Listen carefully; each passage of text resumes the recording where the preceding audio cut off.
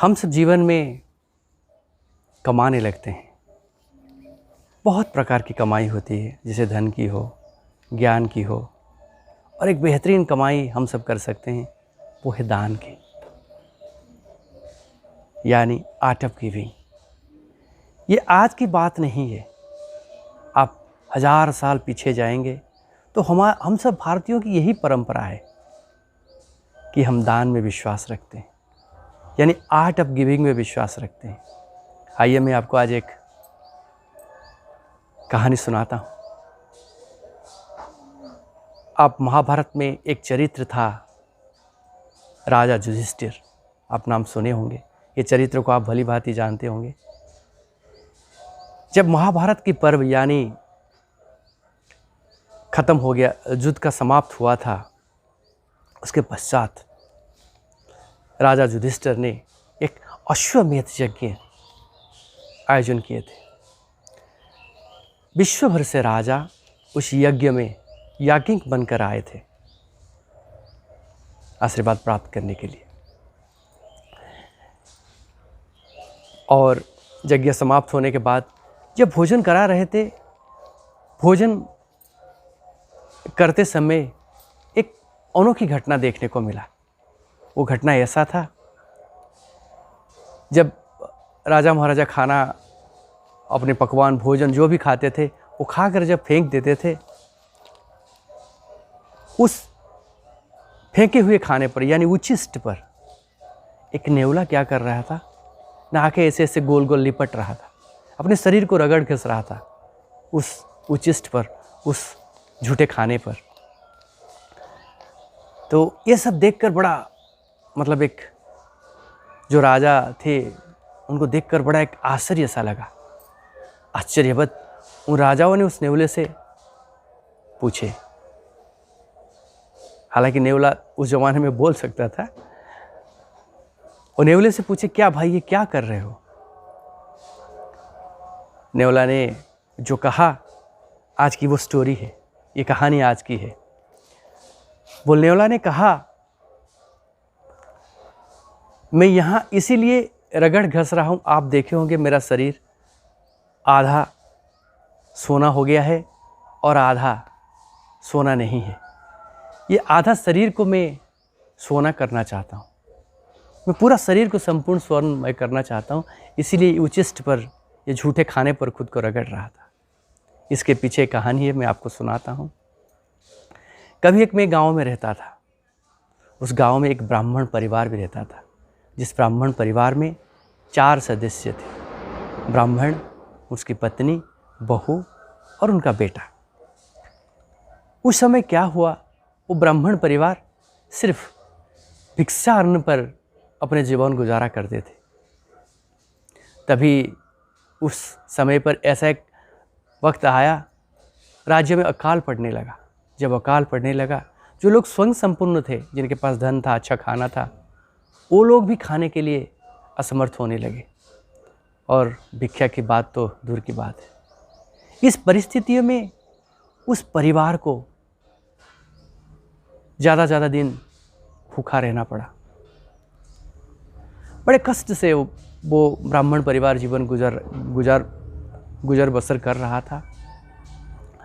एक कुछ दिन के अंतराल, कई दिन भूखे रहने के बाद उन्हें एक दिन कहीं से कुछ शस्य मिला, कुछ अन्न मिला, और नहीं तो शस्य मिला। उस शस्यों को उन्होंने पीसकर कुछ खाद्य बनाए। वो खाद्य बनाकर जब अपने भोजन परोस रहे थे, उसी वक्त उन्हीं के घर में और एक भिक्षु ब्राह्मण आए मेहमान के तौर पर, और द्वार पर बोले, मैं बहुत समय से भूखा हूँ, अगर आज मुझे खाना नहीं दिया जाए तो शायद मेरा मृत्यु हो सकता है। ये बात सुनकर वो ब्राह्मण परिवार बोला, ब्राह्मण परिवार के जो परिवार के सबसे बड़े थे, उनके पिता बोले, ब्राह्मण देवता, क्योंकि हमारे भारत में अतिथि को देव कहते हैं, हम बोलते हैं अतिथि देवो भव। इसी बात को नज़र रखते हुए ब्राह्मण परिवार के जो पिता थे उन्होंने बोले, मैं मेरा भोजन आपको देता हूँ। पिता पहले अपने भोजन परोसे। वो भोजन करने के पश्चात बोले, अभी मेरा पेट भरा नहीं हुआ है और भी मुझे भोजन चाहिए। फिर उनके पत्नी के पास जो भोजन था, पत्नी के उद्देश्य में जो भोजन था, ब्राह्मण पिता उन्हें भी भोजन ला के दिए। उनसे भी उनका पेट नहीं भरा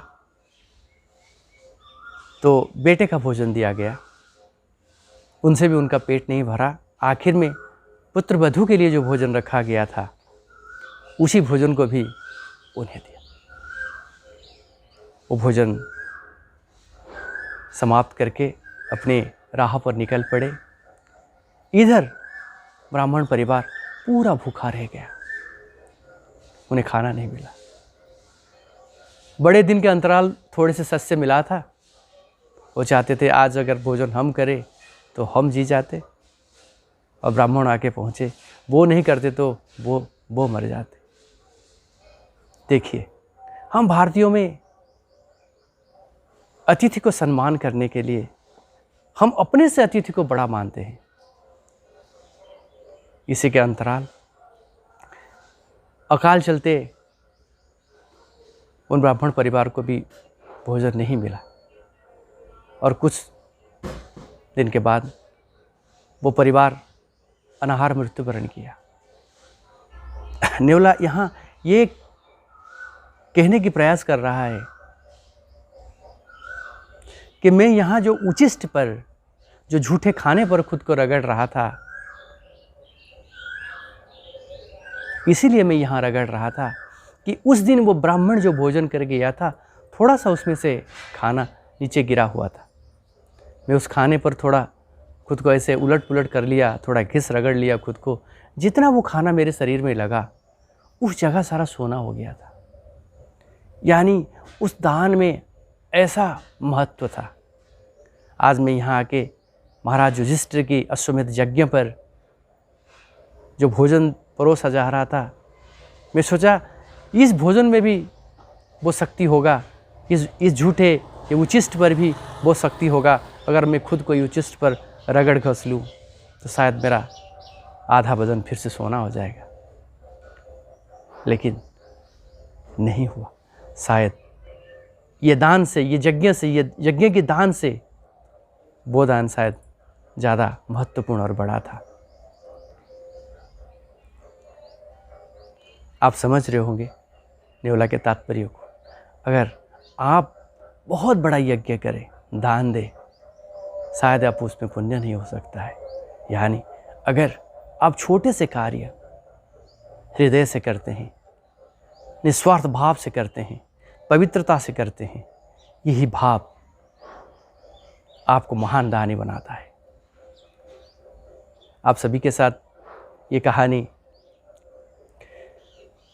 चर्चा करने का महत्व ये है कि हम भी कभी बड़ा दान नहीं कर पाएँ, लेकिन ऐसा कोई जब भी हमें मौका मिलता है जीवन में कुछ दान करने के लिए, श्रद्धा और हृदय से करें, जिसमें आपको बहुत सुकून और शांति, ईश्वरीयता मिलेगा। आज के लिए इतना। सोमरे को सुनने के लिए आप सबको धन्यवाद। आपको अच्छा लगता है मेरा वीडियो, और वीडियो के ज़रिए मैं आप जो बातें करता हूँ आपसे, अगर आपको अच्छा लगता है तो आप दूसरे को भी सुनाइए। मैं आपको सुनाता रहूँगा। नमस्कार।